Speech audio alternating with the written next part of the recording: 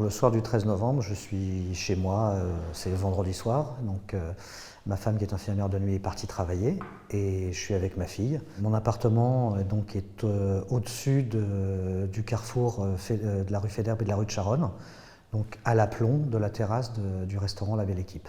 Au départ, c'est une pétarade qu'on entend. Le cerveau, il analyse ça comme ça peut pas être autre chose que des pétards. Mais très vite, comme j'ai fait mon service militaire, je reconnais des tirs d'armes automatiques. Et entre autres quelque chose de puissant. Donc là, je dis à ma fille, on se sauve de la pièce, on va se mettre à l'abri, on a un appartement tout en longueur, puis on essaie d'appeler les secours. Puis il y a la curiosité qui l'emporte quand même, je vais essayer de comprendre ce qui se passe en bas de chez moi.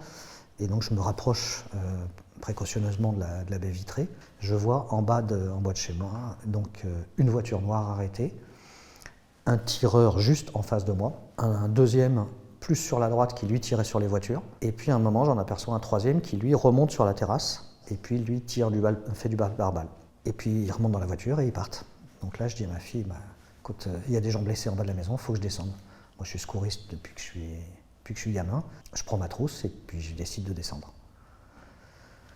Voilà. C'est une scène de guerre, c'est quelque chose qu'on n'imagine pas. En même temps, du bruit, des cris, des gens qui se sauvent, et puis une espèce de silence assourdi.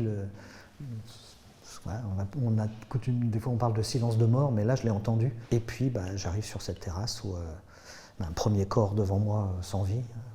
Deuxième personne que je vois devant moi, une jeune femme avec une plaie à la cuisse, avec du sang qui sort par jet.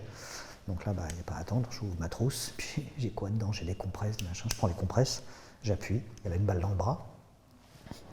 Donc je prends ma ceinture, je fais 2 tours, je serre, j'arrête l'hémorragie avec un garrot de fortune. Je me tourne et il y a une autre personne à côté de moi, une plaie abdominale.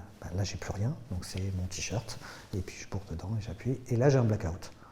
Je sais que là, j'ai un moment où je ne me souviens plus de rien. Et puis quand les secours arrivent, je me lève, je vais vers eux.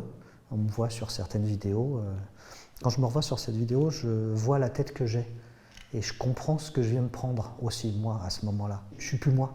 Je crois que le choc émotionnel, il est extrêmement violent. Comment j'interprète cette action? J'ai beaucoup de mal avec le terme de héros. Toute ma vie s'est construite vers le soin. Je suis un soignant à la base. Donc je ne vais pas laisser des gens blessés mourir en bas de mes fenêtres. Quand quelques jours plus tard, j'ai un coup de téléphone à la maison et là, j'ai une femme qui me dit « Monsieur, c'est vous qui avez sauvé la vie de ma sœur ». C'est incommensurable comme sensation. J'ai vu une lumière éclairer ma pièce. Enfin, c'est incroyable. Là, d'un seul coup, il y a eu la concrétisation que ce coup-ci, puisque j'étais trop petit à l'époque où mon père est décédé, mais ce coup-ci, j'ai empêché la mort d'agir. Ce que je souhaite maintenant, c'est arriver à transformer cet épisode noir en quelque chose de positif. Et c'est vrai que ça fait quelque temps maintenant que j'essaie de témoigner. Alors j'ai fait des témoignages dans des collèges. Quand je raconte le témoignage, l'acte citoyen, ce que j'ai fait, ce que j'ai ressenti et ce que c'est que d'apprendre à porter secours à l'autre, j'ai vu que cette idée-là, elle touchait. Parce que derrière, ces gamins qui au départ étaient hostiles viennent me chercher en me disant « Monsieur, où est-ce qu'on peut se former ?» Apprendre à aider l'autre, c'est peut-être un moyen de trouver sa place dans notre société. J'habite toujours dans mon appartement, donc au-dessus de La Belle Équipe. Il est dans la famille depuis des générations. Et c'est quand moi, je déciderai de quitter cet appartement que je partirai.